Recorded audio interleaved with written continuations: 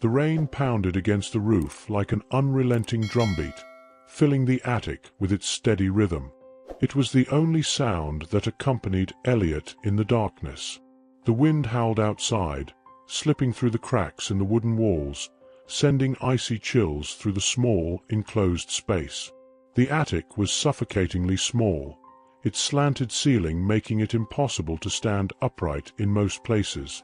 Dust clung to every surface, thick and undisturbed, except for the small area where Elliot curled up, knees drawn to his chest, trying to conserve what little warmth he had left.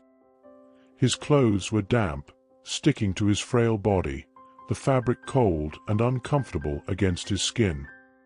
His feet were bare, and his small toes ached from the cold that crept up from the wooden floor. There was no bed, no blanket, nothing soft to shield him from the unforgiving chill. The only thing he had was a thin, tattered piece of foam, its edges frayed, its middle sunken from years of use. He had laid on it so many nights that he could feel the hard floor beneath it as if the foam wasn't even there. He pulled his arms tighter around himself, resting his chin on his knees. His stomach ached with hunger, a dull, gnawing pain he had learned to ignore. There was a time when he hadn't known what it was like to go to bed hungry, when he had a warm bed, a soft pillow, and a mother who kissed him good night. That life felt like a dream now, distant and blurry, slipping further away with each passing day. He still remembered the last time he saw her. "Everything will be okay, my love. Trust me." She had whispered those words as she cupped his face, her hands trembling. He could still feel the warmth of her touch, the scent of her perfume lingering in the air. But her eyes had told a different story. There was fear in them, a sadness so deep that it made Elliot's chest tighten even now, months later. She had left, and she never came back. Instead, he was here, with them, Darren and Cynthia Carter, his aunt and uncle.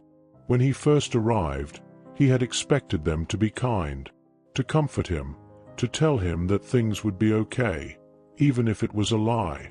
But there were no kind words, no gentle reassurances, just silence. And then, the attic.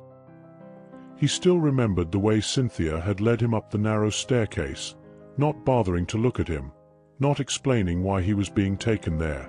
The wooden steps creaked under their weight as she climbed, the air growing colder with each step. When they reached the top, she pulled open the attic door and gestured inside. "This is your room," she said flatly. Elliot hesitated at the threshold, staring at the dark, empty space. His heart pounded. This wasn't a room. It was a storage space. "For how long?" he asked hesitantly. She didn't even look at him. "As long as necessary." And then, without another word, she turned and left, shutting the door behind her. At first, Elliot thought it was temporary. That first night, he sat awake for hours, waiting for someone to come and tell him it was a mistake, that they had just needed time to prepare a proper room for him. But no one came.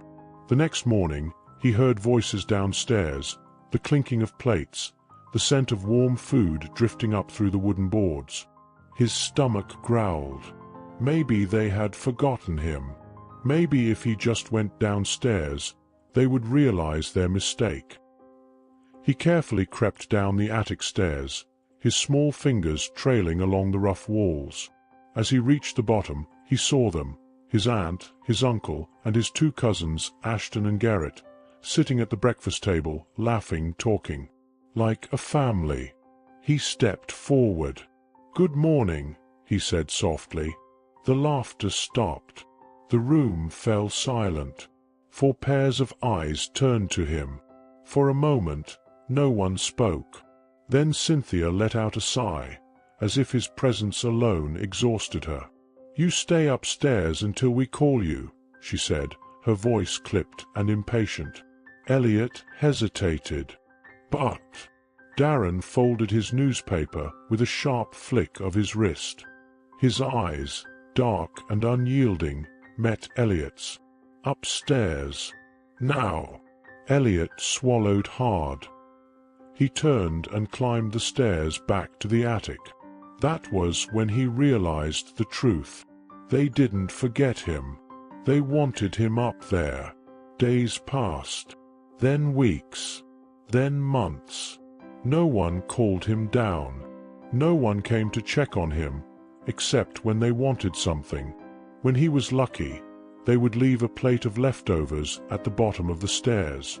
When he wasn't, he went to bed hungry. The only time the attic door opened was to remind him that he was nothing to them. A burden. A problem. A shadow in their house that they pretended didn't exist. Elliot had learned not to cry. Tears didn't change anything. No one was coming to save him. He was invisible. And no one cared.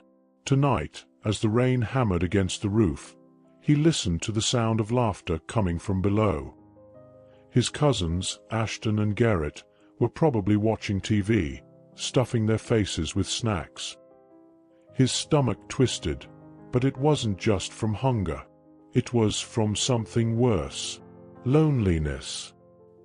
He lay down on the foam mattress, curling into himself, trying to block out the world, trying to remember what it felt like to be loved, trying to remember what it felt like to be seen.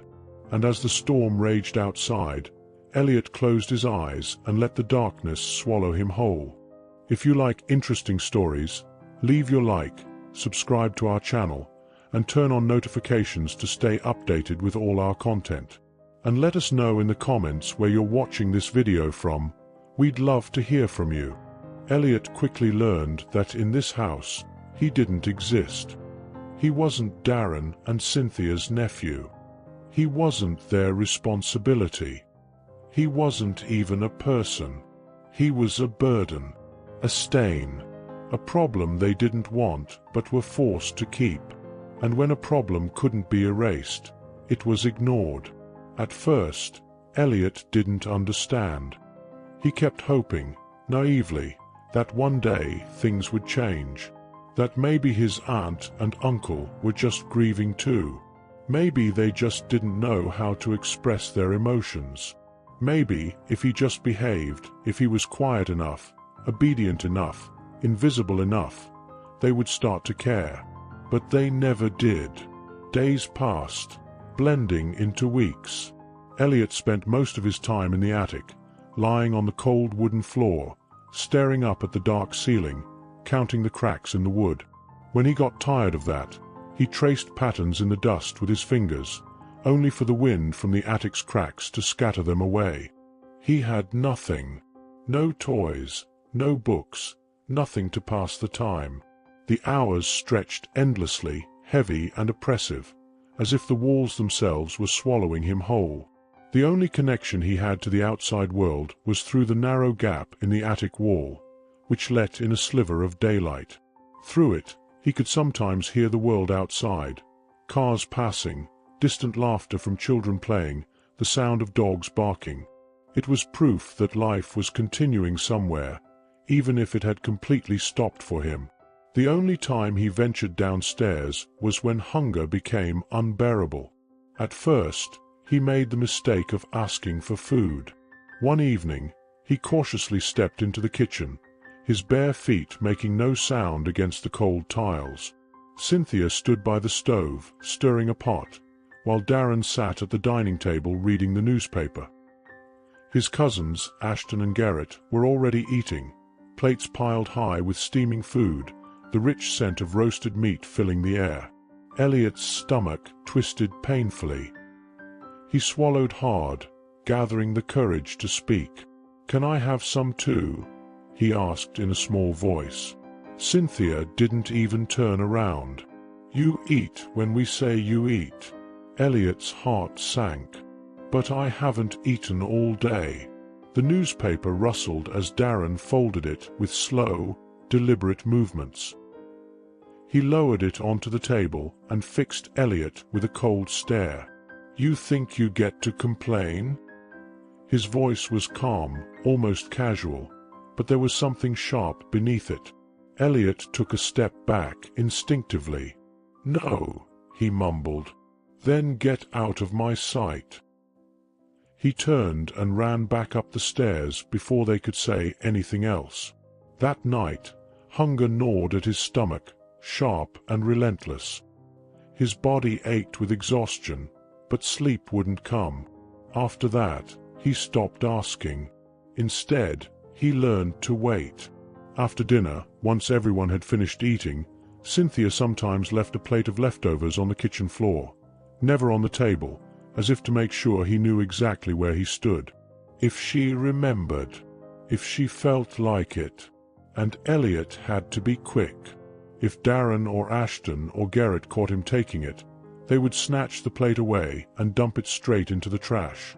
"The dogs have better manners than you," Darren sneered one night, kicking the plate aside before Elliot could grab it. The food spilled onto the floor, wasted. Elliot clenched his fists. Not because of the hunger, not because of the cold, but because they didn't even look at him. Not really. Not as a person. Not as family. Just a nuisance. A shadow. They laughed at the dinner table, their voices loud and carefree. They exchanged stories, passed dishes to one another, joked and teased. It was a warmth he could never touch. They were a family. He was nothing. Eventually, he stopped sitting by the attic door, listening to the sounds of their conversations, hoping that someone would call him down. He stopped looking through the crack in the wall, wondering what it would feel like to play outside again, to run barefoot on the grass, to be a part of something. He stopped hoping, because hoping only made it worse. He had no one. He had nothing. And deep down, Elliot was starting to believe that maybe he really was invisible. Maybe he had never mattered at all. The attic was always cold at night. The kind of cold that crept into Elliot's bones, wrapping around him like an invisible chain, refusing to let go. He curled up tightly on the foam mattress, but it didn't help. The fabric of his worn-out clothes was too thin, doing nothing to protect him from the icy air that slipped through the cracks in the walls. His toes were numb, his fingers stiff. And then there was the darkness. It swallowed everything. There were no streetlights filtering in through a window, no glow from a nightlight, just blackness so absolute that Elliot sometimes felt like he wasn't even real, like he was floating in an empty void, unseen, unheard, completely forgotten. Maybe that was the worst part. Not the hunger, not the cold, but the unbearable isolation. He turned onto his side, hugging himself. He could hear them downstairs, his cousins, Ashton and Garrett, watching TV. The faint sound of laughter drifted up through the wooden boards. Elliot closed his eyes and tried to ignore it, tried to pretend he didn't care. But he did. Once, he had asked to watch TV with them. It was a rare moment when the attic door had been left open. He had cautiously stepped out, inching his way down the hallway, drawn by the sound of the television. Ashton and Garrett were sprawled on the couch, their eyes glued to the screen. A cartoon played, bright colors flashing, voices animated and full of life. Elliot hesitated in the doorway. "Can I watch too?" he asked softly. His cousins turned to look at him. There was a long pause. Then Garrett smirked. "You?" he scoffed. "Why not?" Elliot asked, shifting uncomfortably under their stares. Ashton snorted. "Because you don't belong here." Garrett leaned back against the cushions, grinning. "You're not our brother." Elliot swallowed hard. "I know that." "No," Ashton said, his voice full of something cruel. You don't get it. You're not our cousin, either. You're not family. You're just here." Garrett laughed. "You're nothing." The words hit harder than any punch ever could. Elliot stood there for a moment, frozen. Then he turned and walked back up to the attic, shutting the door behind him. He never asked again. Now, lying in the dark, he let out a slow, shaky breath. He squeezed his eyes shut, trying to hold onto the memories of his real family. His mother's voice, his father's laughter, the feeling of his mother's arms around him, warm and safe. "You're my little champion, Elliot." His father used to call him that. He tried to hear it, tried to hold onto it. But the harder he tried, the more the memories faded, like sand slipping through his fingers. He was forgetting, and that terrified him. What if, one day, he woke up and couldn't remember their faces? What if all he had left was this? The attic, the hunger, the cold, the loneliness. A shiver ran through his body, not from the cold, but from the fear that this was all he would ever be. Just a shadow, just a ghost in a house that didn't want him. A creak sounded from the stairs. Elliot's breath hitched. No one ever came up here at night. He sat up, heart pounding. The attic door opened just a crack. A thin strip of light spilled in from the hallway, cutting through the darkness. And then Cynthia's voice, sharp, impatient. "Tomorrow morning, you clean the yard. And don't waste time." The door slammed shut before he could answer. Silence. Elliot exhaled shakily, pressing his forehead against his knees. Would this ever end? Would he ever matter again? The rain continued to pound against the roof, but it wasn't enough to drown out the one thought that kept him awake. How much longer could he endure being invisible? Elliot woke up before the sun. The attic was still shrouded in darkness, the air damp and cold. He stayed curled up for a moment, unwilling to face the day, his body stiff from another night on the unforgiving floor. His stomach ached with hunger, but he had learned to push the feeling aside. Outside, the wind howled, rattling the walls of the house. The storm had passed, but the world still felt heavy, as if the sky itself had pressed down overnight. He slowly sat up, rubbing his arms for warmth. The attic smelled of dust and old wood, the familiar scent clinging to his clothes, to his skin, to everything around him. For a moment, he closed his eyes and tried to pretend he was somewhere else. Back in his old home, back in his real bed, back where he was loved. But reality always pulled him back. He forced himself to his feet, moving quietly so the floorboards wouldn't creak. He had learned to navigate the attic without making a sound. It was a survival skill now. Cynthia had given him one order last night. "Tomorrow morning, you clean the yard. And don't waste time." Elliot didn't know what would happen if he disobeyed. He didn't want to find out. He tiptoed toward the attic door, pressing his ear against it. The house was still silent. No voices, no movement.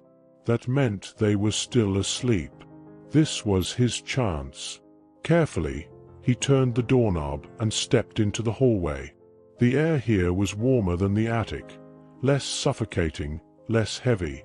It smelled of coffee and the faint scent of fabric softener from the laundry room, a scent he associated with them, the ones who belonged in this house, not him.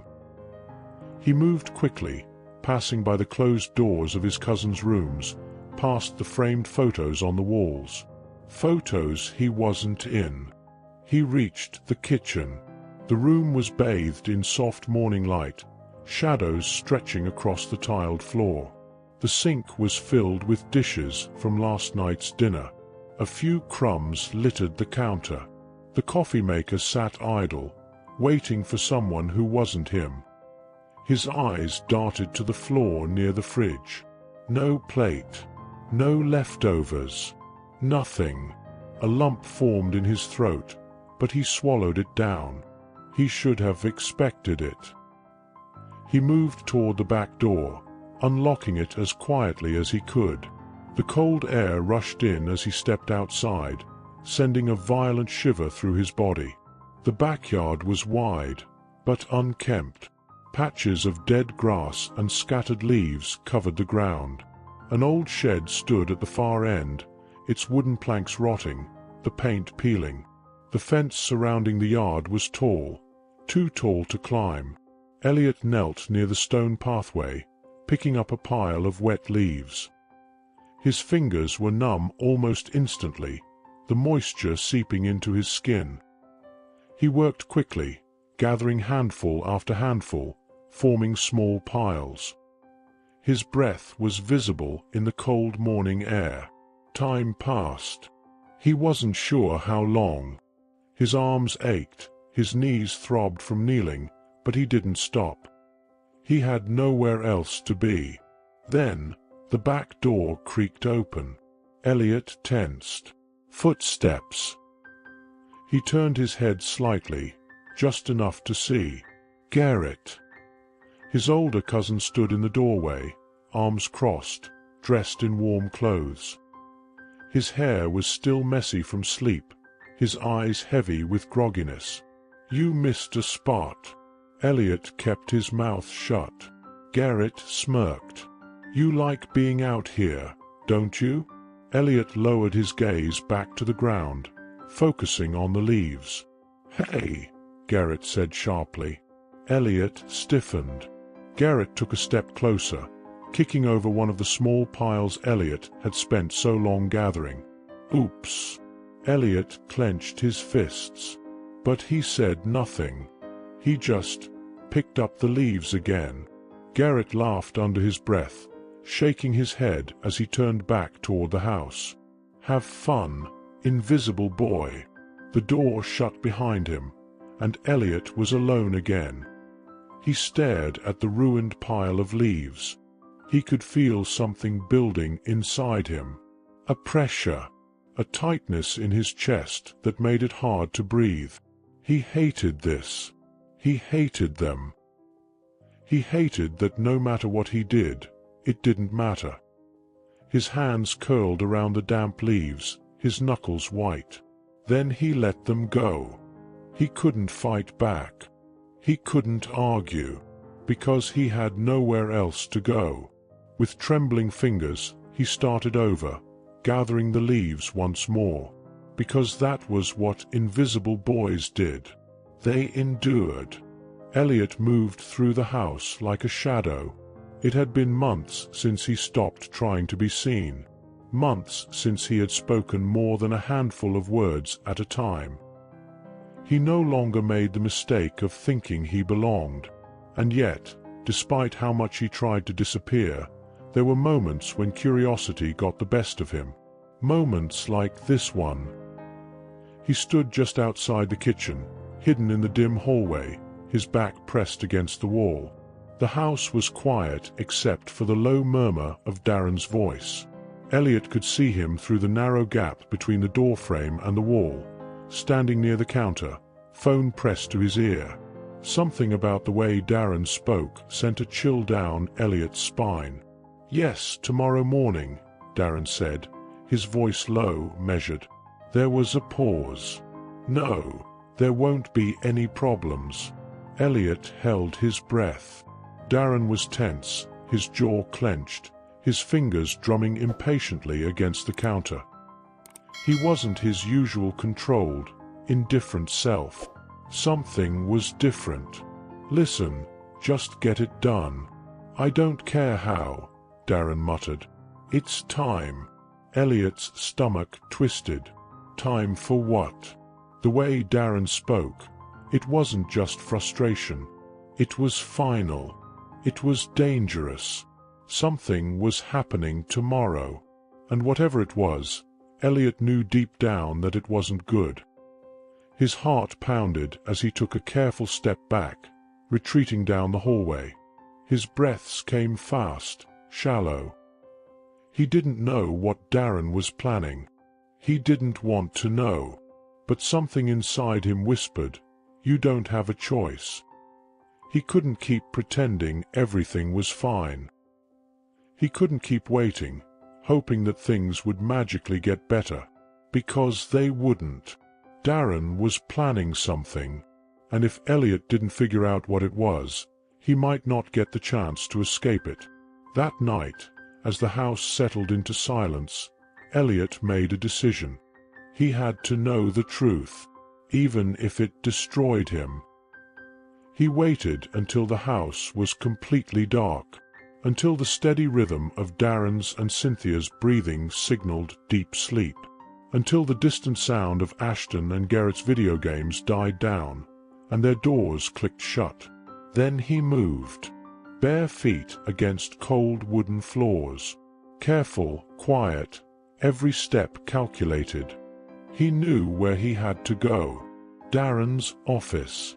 It was the only room in the house he had never entered. Always locked. Always off limits. But Elliot had seen the way Darren guarded it, the way he locked drawers, the way he snapped at Cynthia when she got too close to his desk. That was where the answers were. His pulse hammered as he reached the door. It was locked. But Darren wasn't as careful as he thought. Elliot had watched him. He had seen where he kept the key. Swallowing hard, he turned toward the hallway cabinet, carefully opening the top drawer. His fingers brushed against cold metal. The key. His heart pounded so hard it echoed in his ears as he fit it into the lock. A quiet click. The door creaked open. The office smelled like ink, old paper, and Darren's expensive cologne.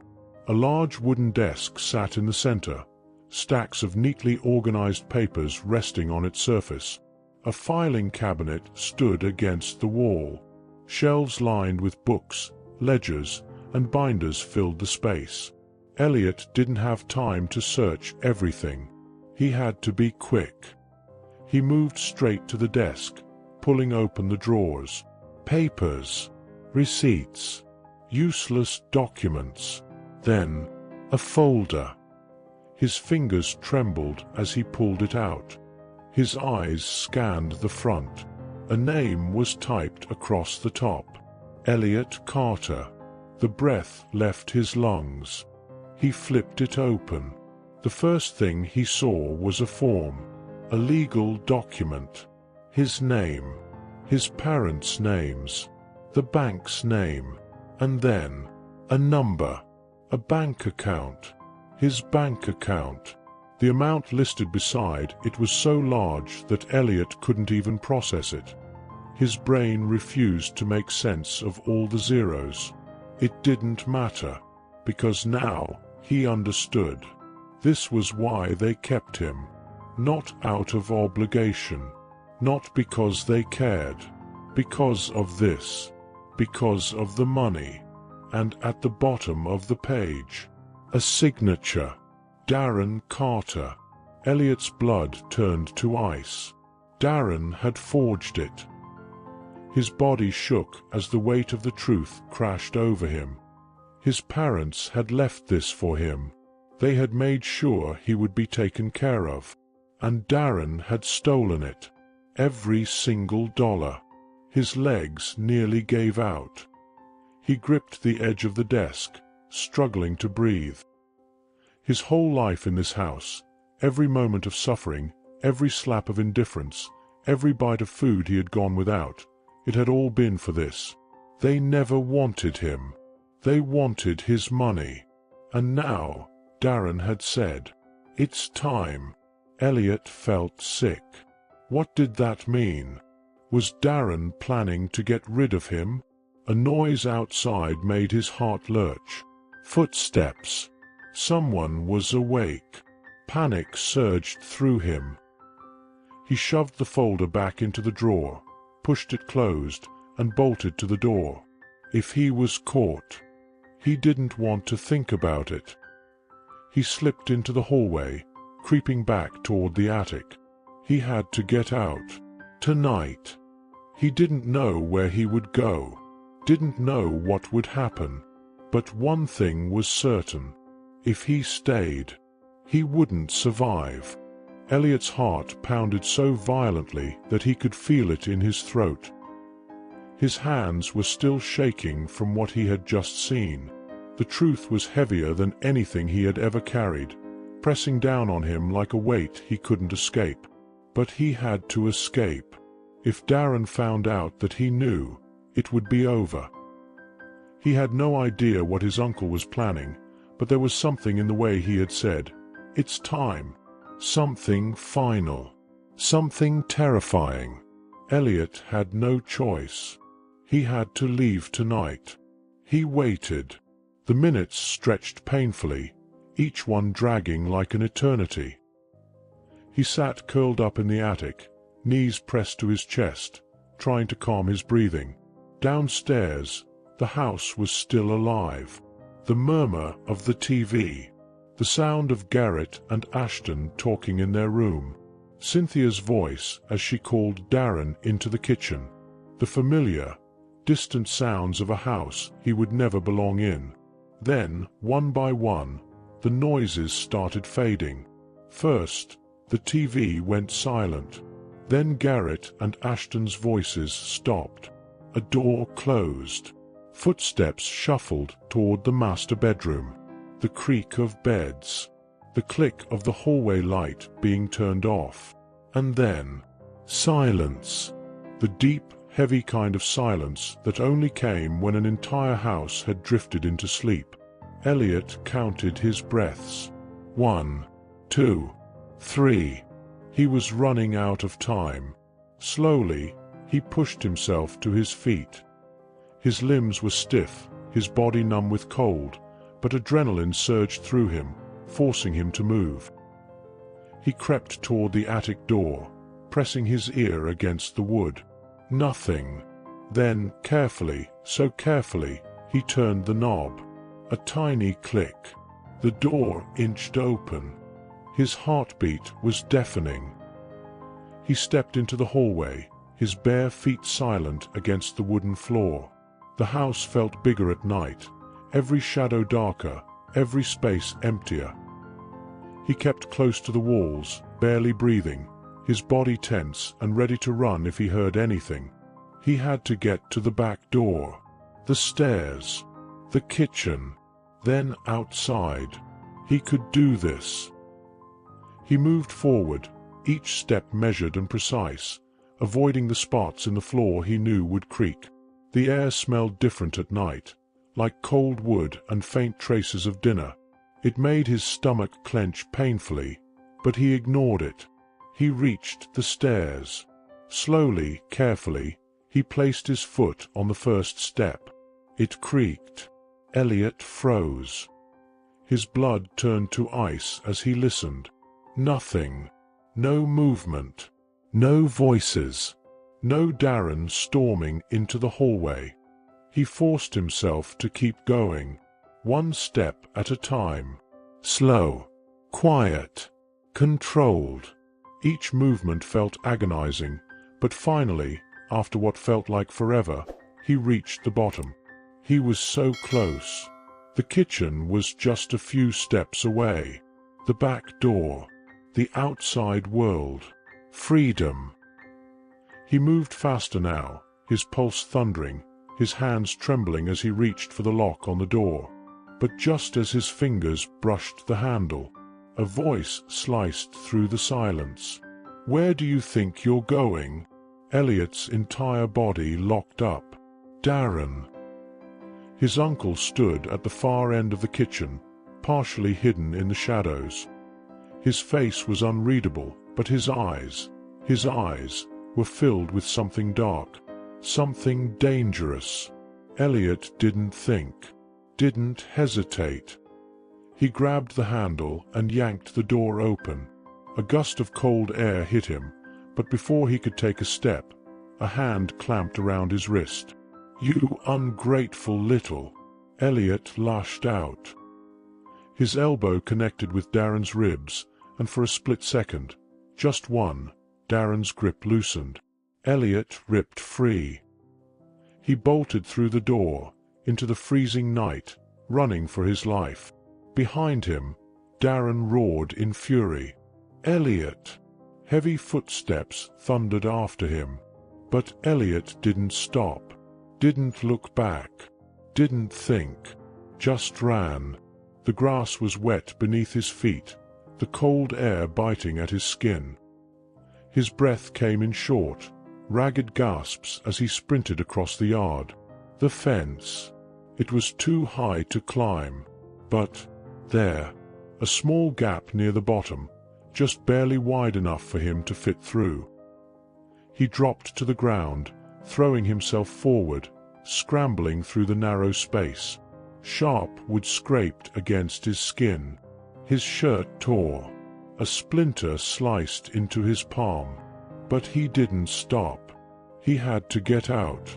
Had to be free. Behind him, Darren's voice was a furious snarl. "You think you can run from me?" Elliot burst through the other side of the fence. Onto the street. The asphalt was ice cold under his feet, rough and unforgiving, but it didn't matter, because he was out. He didn't know where to go, didn't know if he had anywhere to go, but he ran. Down the street, past empty houses, past darkened windows. His lungs burned, his legs ached, but he ran.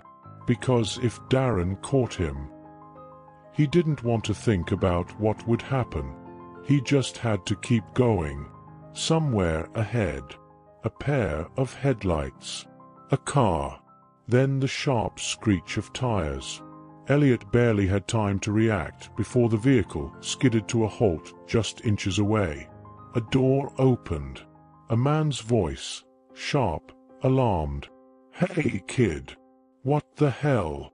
And then, a second voice. A woman's. Soft. Shocked. "Oh my God, it's him." Elliot blinked through the blur of exhaustion, his vision swimming.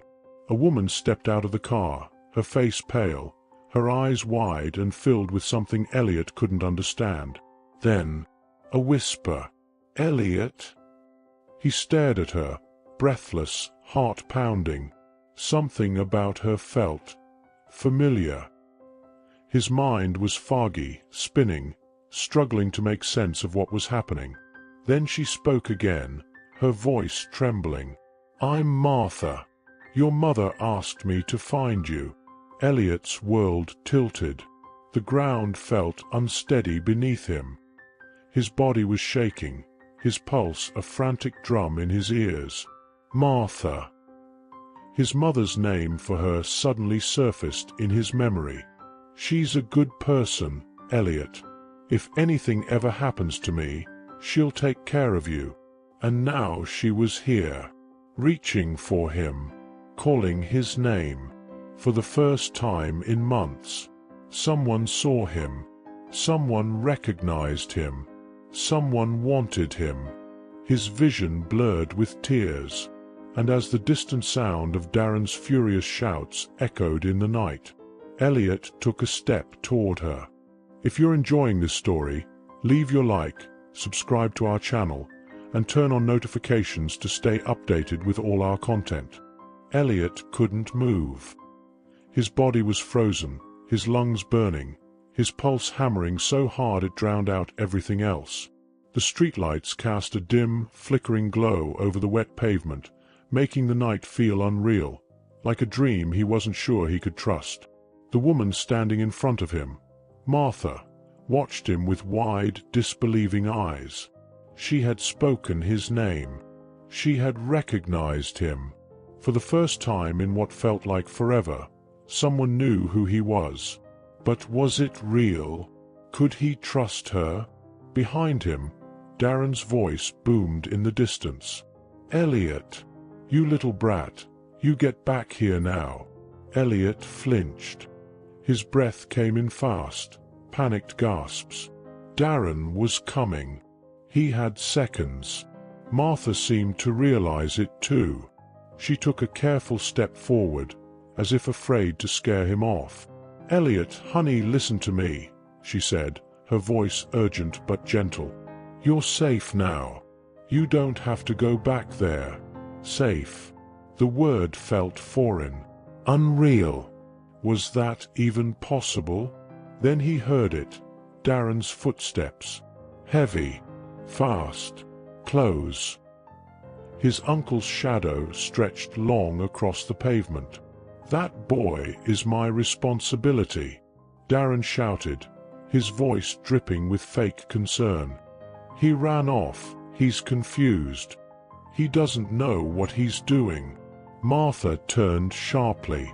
"You don't get to talk about him like that." Her voice was ice.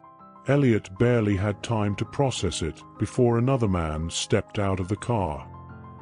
He was tall, dressed in a jacket, and had the calm authority that made Elliot instantly nervous. A cop. The realization hit him like a slap. Darren saw him too. His expression flickered, just for a second, but Elliot saw it. Fear. Not much, but enough. The officer's sharp eyes moved between them. "What's going on here?" Darren let out a forced laugh. "Thank God you're here, officer," he said, shaking his head. "This is all just a misunderstanding. My nephew, he's been acting out since his parents passed. He ran off tonight, and my wife and I have been worried sick." Elliot felt sick. The way Darren spoke, so smooth, so controlled, it was terrifying. He was lying like it was second nature. And worst of all, people always believed him. Would the cop believe him now? Elliot clenched his fists. No, he couldn't let that happen. Not this time. Martha spoke first.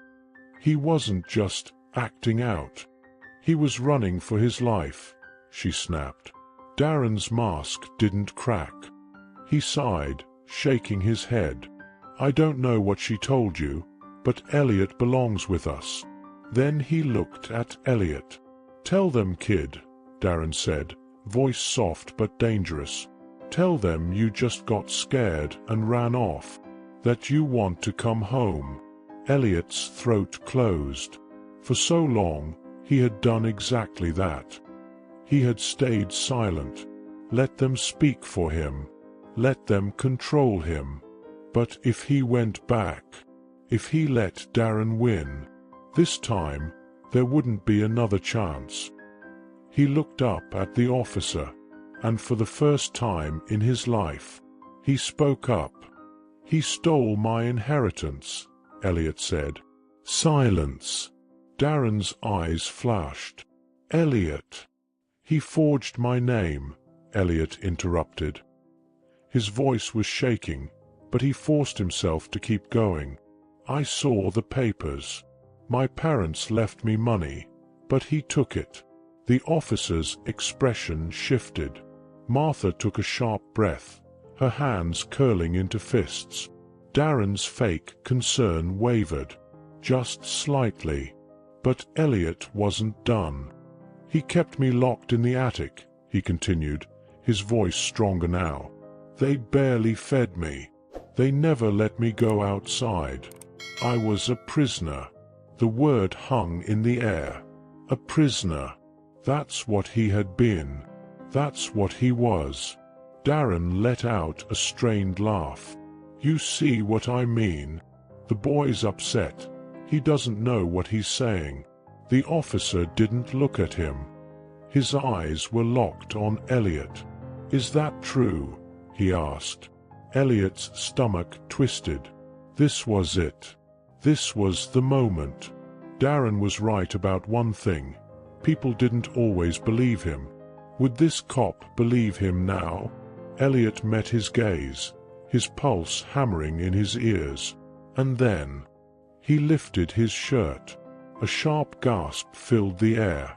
Because there, on his ribs, on his back, on his arms, were the bruises. Old ones, faded into sickly yellow and brown.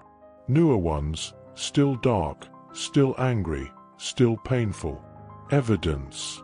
Proof. The officer's face hardened. Martha's eyes filled with tears. Darren took a step back. "This isn't." "Put your hands where I can see them," the officer ordered. For the first time, Darren lost control. "You can't be serious," he barked. The officer reached for his radio. "I need another unit at my location." Darren's face twisted with rage. His fists clenched, his entire body tense like he was about to snap. Elliot braced himself. But then, Martha moved. She stepped in front of him, placing herself between Elliot and Darren. A barrier, a shield, a wall Darren couldn't break. And for the first time, Elliot felt something he hadn't felt in months. Safe. Darren's nostrils flared, his fury barely contained. But he couldn't do anything. Not now. Not anymore. "You're making a mistake," Darren growled. Martha's voice was cold as steel. "No," she said. "The only mistake was thinking you'd get away with it." Darren's glare could have burned holes through them. But it didn't matter, because when the officer pulled out the handcuffs, Elliot knew. It was over. Darren lost. And for the first time in so long, Elliot won. Darren didn't go quietly. Even as the officer restrained him, even as the cold metal of the handcuffs snapped around his wrists, he fought. "This is a damn joke," he bellowed, his voice raw with fury. "I took care of that kid. I gave him a home." Elliot flinched, but Martha stepped closer, standing firm. "You locked him in an attic," she spat, her voice shaking with controlled rage. "You starved him. You stole from him. That's not taking care of him. That's abuse." The officer pulled Darren toward the patrol car. His struggles became more desperate. "This isn't over," he snarled, his face twisted with something dark and venomous. His eyes locked onto Elliot. "You think you're safe? You think they care about you? They don't. You're still nothing." The words hit like a slap. For months, Elliot had heard them over and over in his head. "You're nothing.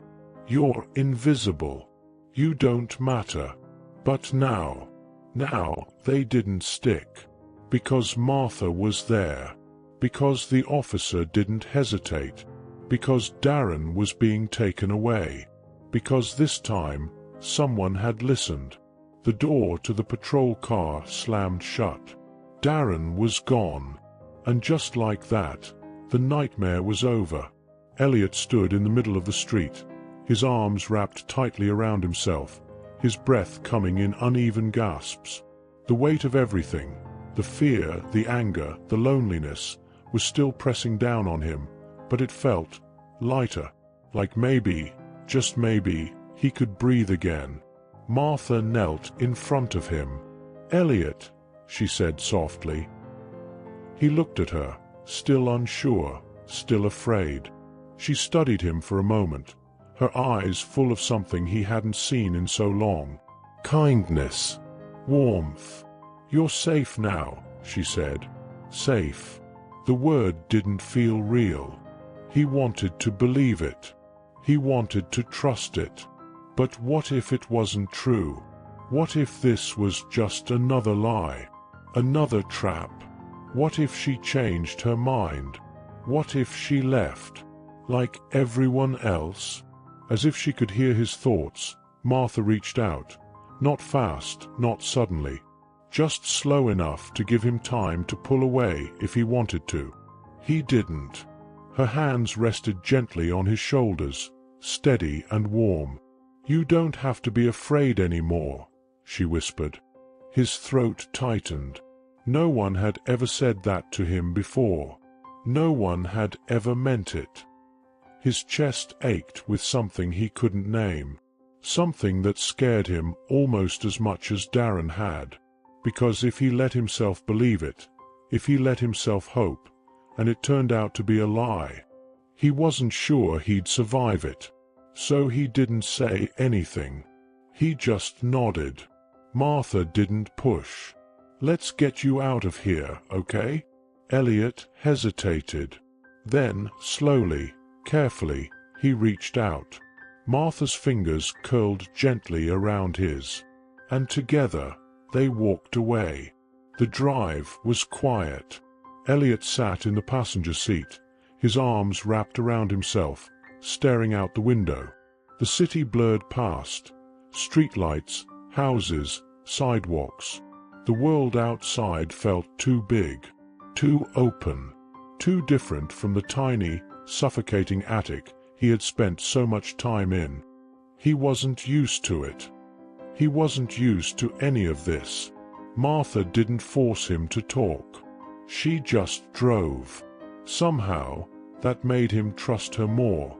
Finally, after what felt like forever, the car slowed. Elliot's heart pounded. Then, a house. Small, cozy, a soft glow coming from the porch light. Martha parked the car and turned to him. "This is my home," she said gently. "Not your home. Not where you'll stay for now. My home." Like she wasn't just offering him a place to sleep. Like she was offering him something more. Something real. Something permanent. Elliot swallowed hard. Martha got out first, walking around the car to open his door. She didn't rush him, didn't pull him, just waited. Elliot took a shaky breath.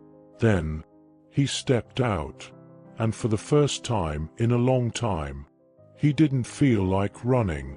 The inside of Martha's house was warm, not just in temperature, but in a way Elliot couldn't quite explain.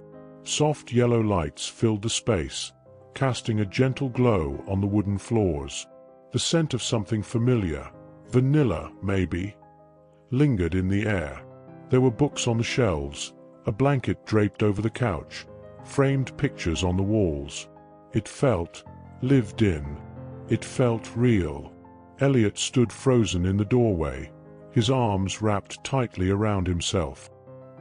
His clothes were damp, his skin cold, his body tense like he was waiting for someone to tell him he wasn't supposed to be here. That this was a mistake. That he wasn't wanted.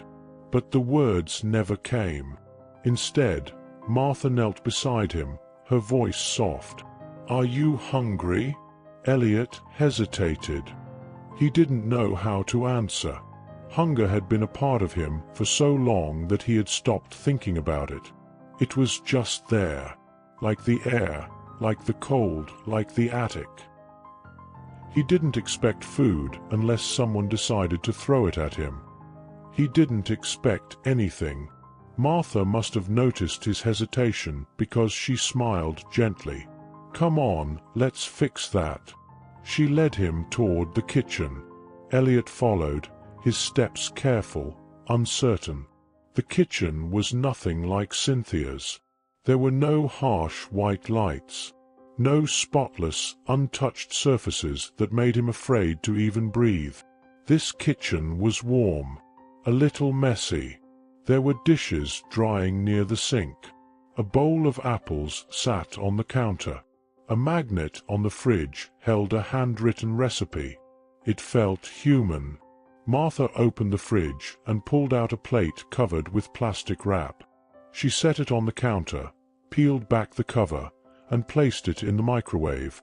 Seconds later, the smell of real food filled the air. Elliot's stomach tightened, not with hunger, but with fear. He didn't move, didn't sit, didn't reach for anything. He wasn't used to this, to having food without begging for it, to someone offering without him having to steal. Martha noticed. She didn't say anything at first, just set the plate in front of him, pulled out a chair, and sat across from him. "You don't have to eat if you don't want to," she said. "But if you're hungry, it's yours." Elliot waited. For the catch. For the moment she would change her mind. For someone to snatch the plate away, to dump it in the trash like Darren had, to tell him that he didn't deserve it.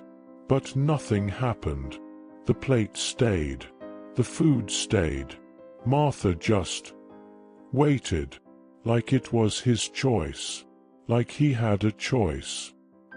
His hands trembled as he picked up the fork. He took the first bite. It was warm. His chest ached. Because it had been so long since he had eaten something that wasn't cold leftovers, something that wasn't stolen, something that hadn't been thrown on the floor like garbage. A lump rose in his throat, and he swallowed hard. Martha said nothing. She just let him eat. After dinner, she showed him the bathroom. "You can shower if you want," she said. "Take as much time as you need." Elliot nodded, but he didn't move. Martha hesitated, then added, "And when you're done, I put some clothes for you on the counter." That made him freeze. Clothes. His own clothes. Not rags that had been passed down. Not something ripped or too small. Something new. Something his. Elliot wasn't sure how to feel about that. He wasn't sure if he could trust it. Still, he forced himself to step inside. The bathroom was clean. Bright. But not in the harsh way Darren and Cynthia's house had been. It smelled like soap, like shampoo, like the fresh scent of towels that had been washed with care. Elliot turned on the water. He waited for someone to bang on the door, to scream at him to hurry up, to tell him he wasn't allowed to use too much. But no one did. The water was hot. For the first time in months, he let it run over him, let the warmth seep into his frozen skin, and he felt something strange, something terrifying. Relief. It felt too good. It felt wrong. It felt like something that could be taken away. But for now, he let himself have it. Just for a little while. Martha didn't rush him. When he finally stepped out, his hair damp, wearing the softest clothes he had ever put on, she was waiting. Not hovering. Not forcing him to talk. Just there. She led him to a small room at the end of the hall. "This will be yours," she said, flicking on the light. Elliot stared. The bed had blankets. Real blankets. A pillow. A nightstand with a tiny lamp. A dresser. A window. The room wasn't big. It wasn't fancy. But it was his. He stepped inside cautiously, as if expecting the walls to close in, as if at any moment someone would slam the door and lock him inside. But Martha didn't follow him in. She stayed at the doorway, smiling gently. "If you need anything, my room is right next door," she said. "I'll leave the door open, okay?" Elliot looked at her. She wasn't locking him in. She wasn't trapping him. She was giving him space. And choice. He didn't know what to say. So he just nodded. Martha hesitated for a moment, like she wanted to say more, but then she only whispered, "Good night, Elliot." Then she left. Not because she didn't care, but because she trusted him. The door stayed open. Elliot stood in the middle of the room, staring at the bed. His heart ached. He had spent so long sleeping on a thin piece of foam, so long feeling cold, so long being forgotten. And now, here he was, a real bed, a real room, a real chance. He climbed under the blankets, stiff at first, afraid to get comfortable, afraid to believe it, afraid to hope. But as the warmth surrounded him, as his body relaxed against the soft mattress, something in him broke. The weight, the fear, the exhaustion, It crashed down all at once, and for the first time in so long, Elliot Carter slept. Not out of exhaustion, not out of defeat, but because for the first time, he felt safe. The morning felt different. Elliot woke up to light. Not the thin sliver that slipped through the cracks in the attic wall. Not the harsh, blinding fluorescent glare of Cynthia's kitchen. Real, warm sunlight. It filtered through the window, spilling across the soft blankets wrapped around him. For a moment, he didn't move. He just lay there, breathing, letting the warmth sink into his skin, letting himself feel it, letting himself believe that this wasn't a dream, that if he opened his eyes, he wouldn't be staring at the rotting wooden ceiling of the attic, that the walls wouldn't be closing in, that the air wouldn't be thick with dust and cold with neglect, that he was here, that he was safe. Slowly, he sat up. His body felt different, lighter, somehow, less weighed down. He wasn't stiff from sleeping on the floor. He wasn't shivering. His stomach didn't ache with hunger. Everything was quiet. Not the silence of an empty, uncaring house. A peaceful silence. A comfortable one. Then, a sound. Footsteps. For the first time in a long time, Elliot didn't freeze. Didn't brace himself. Didn't hold his breath, waiting for someone to throw open the door and order him to stay out of the way. Instead, he listened. The sound of movement in the kitchen. The faint clinking of dishes. The soft hum of a radio playing a song he didn't recognize. It wasn't anger.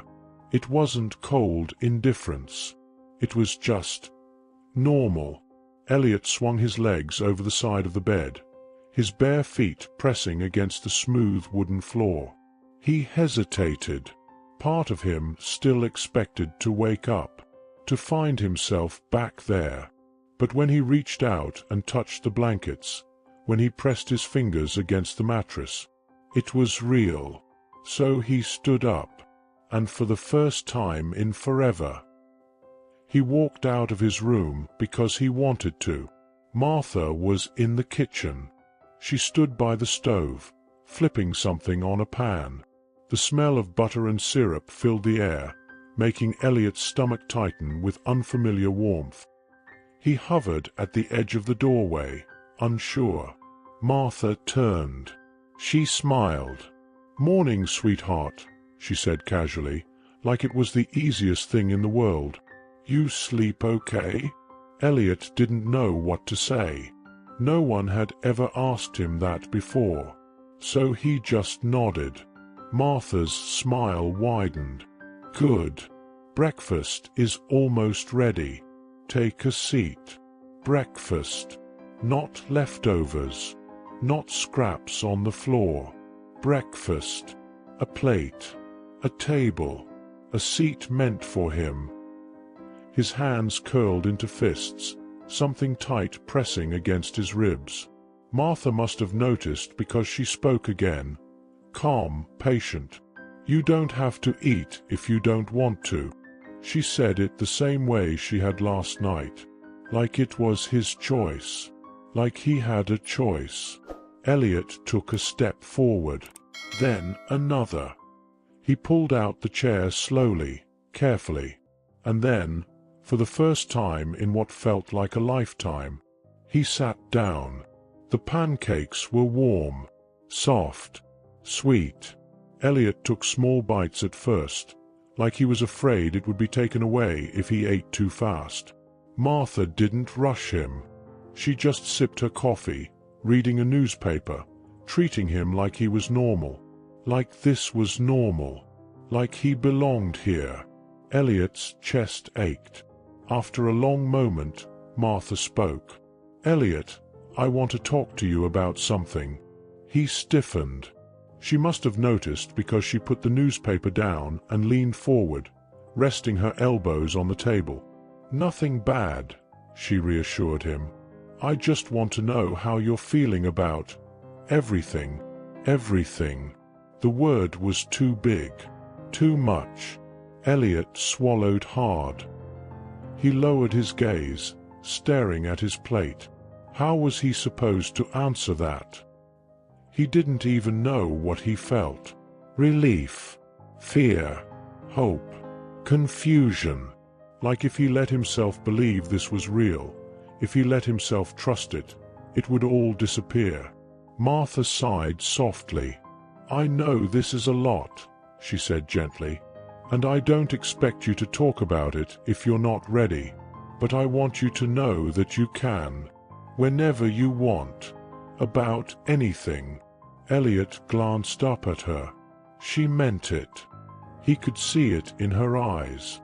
There was no pressure, no demand, just patience, just understanding. And for the first time in his life, he wanted to talk. But he didn't know how. So instead, he whispered the one question that had been burning inside him since last night. "Am I staying here?" Martha blinked. Then she put her coffee down. She leaned forward, her expression turning soft. "I was hoping you would," she said. Elliot's breath caught. "For how long?" he asked cautiously. Martha tilted her head. "As long as you want." His heart ached. He had been given places to stay before, but never a place to belong. He looked down at his plate, took a slow breath, and for the first time in a long time, he let himself believe that maybe, just maybe, he wasn't invisible anymore. And if you like this story, you'll surely love the next one appearing on your screen. Don't forget to subscribe to our channel, leave your like, and turn on notifications. See you next time.